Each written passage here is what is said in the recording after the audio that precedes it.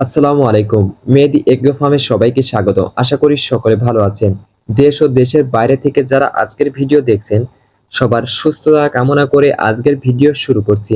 আপনারা অনেকেই আমাকে প্রশ্ন করেন যে ষাঁড় গরুর দানাদার খাবার কিভাবে আমরা তৈরি করব এবং কি পরিমাণে খাবার দিয়ে আমরা এই দানা খাবারটি তৈরি করব। ভিডিওটি সম্পূর্ণ দেখুন, অবশ্যই আপনাদের উপকারে আসবে। সুপ্রিয় দর্শক, আমি আজকে আপনাদের প্র্যাকটিক্যাল দেখিয়ে দিচ্ছি। এখানে আমরা 4টা উপাদান নিয়েছি। ভিডিওটি মনোযোগ সহকারে দেখবেন। এখানে আমরা ছোলা নিয়েছি 40 কেজি, গম নিয়েছি 40 কেজি, 20 কেজি নিয়েছি ভুট্টা ও অ্যাঙ্কার নিয়েছি 15 কেজি। এই সম্পূর্ণ উপাদান ভালোভাবে মিক্সার করে নেবেন। আপনার ভিডিওতে দেখতেই পাচ্ছেন আমি মিশিয়ে নিচ্ছি।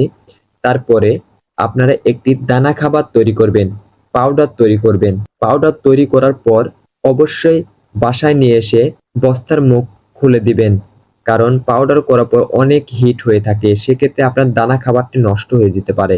সুপ্রিয় দর্শক, এখানে আপনার অনেকে আছেন একটি ভুল কাজটি করেন, যেমন আপনার বাজার থেকে অথবা যে কোনো একটি দোকান থেকে আপনারা মিক্সার করা দানা খাবার কিনে নিয়ে আসেন। সেক্ষেত্রে আপনার পুষ্টিগুণ তো দূরের কথা, আপনার গরু ফুড পয়জনে ভোগে। কারণ হচ্ছে দানা খাবার তৈরি করার 30 থেকে 40 দিনের ভিতর যদি আপনি ব্যবহার করতে পারেন, সেক্ষেত্রে আপনার গুণাগুণ ঠিক থাকে।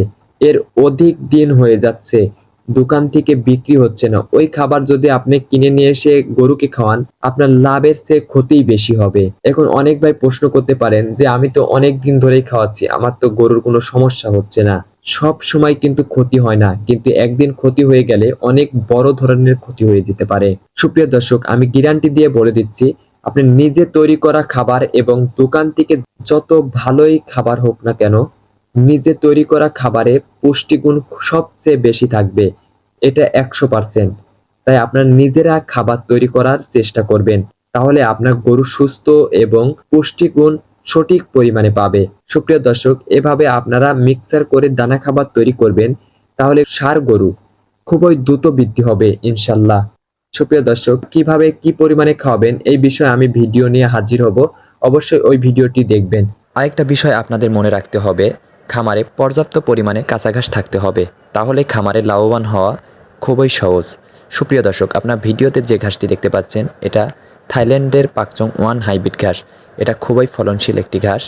যাদের এই ঘাসের কাটিং লাগবে, অবশ্যই স্ক্রিনে থাকা নাম্বারে যোগাযোগ করবেন। আমরা কুরিয়ারের মাধ্যমে বাংলাদেশের সকল স্থানে পৌঁছে দিয়ে থাকি। সবাই ভালো থাকবেন। আল্লাহ হাফেজ।